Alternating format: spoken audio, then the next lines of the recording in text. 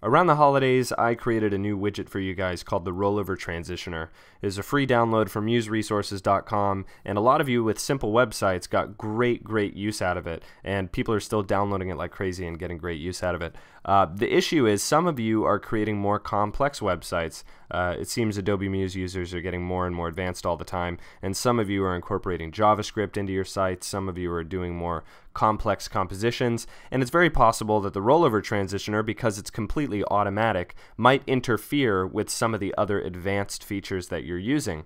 So, by request, your request, I've created the Rollover Transitioner Pro, another free download on museresources.com, and I'm going to talk you through how it works and what's different about it.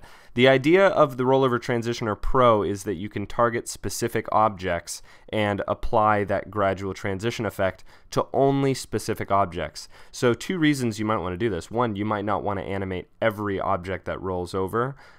You might also just be having a conflict with another object or JavaScript that's on your page. So let's take a look at how it works. So I'm going to hop over to Muse, and let's just say that I want to animate these 4 boxes because I do have some rollovers here. Let me preview in the browser real quick, and these boxes are actually live on museresources.com, so you can see this for yourself.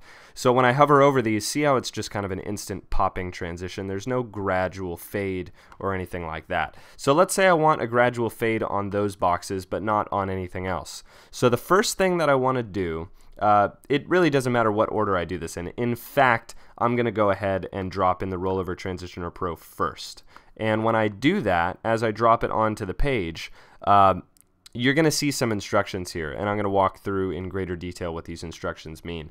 You'll notice that here it says graphic styles to animate. Unlike the regular rollover transitioner, this one is actually choosing or allowing you to choose which graphic styles you'd like to animate. So what that means is if I have an object selected, a button specifically, or something that's going to have a rollover, first I've got to create that rollover, right? So in the top left corner, I've got my normal state, I've got my rollover state, and my rollover state is a slightly darker red. So I've already got that established.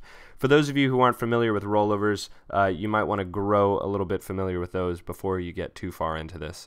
The idea is that you have a normal state that you see, and then when the user's mouse gets over that object, it switches to the rollover state, thereby sort of calling out that it's an interactive object.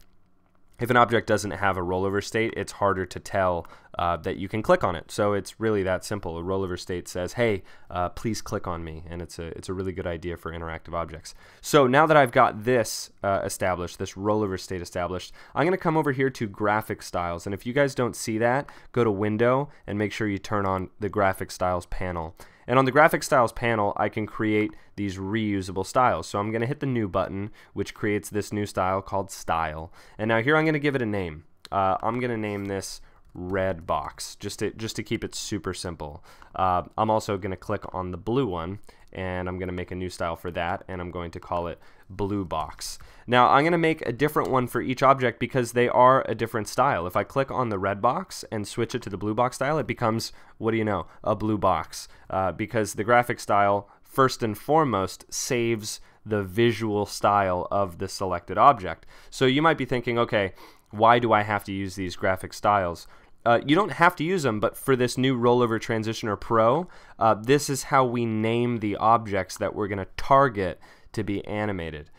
So I would theoretically want to do all 4, but I'm just going to do the top 2 so you can see the difference. And I'm going to preview in the browser real quick just so you guys can see that nothing has actually happened. By giving it the graphic style and not doing anything with the Rollover Transitioner widget, nothing's actually happened yet. So let's go back and click on the Rollover Transitioner widget that we've got on our page. We'll hit the blue circle to bring up the heads-up display with all of our options. And now here, graphic styles to animate. This is where I list out the graphic styles that I would like to animate the rollovers for. So these start with a period. And it says this right here.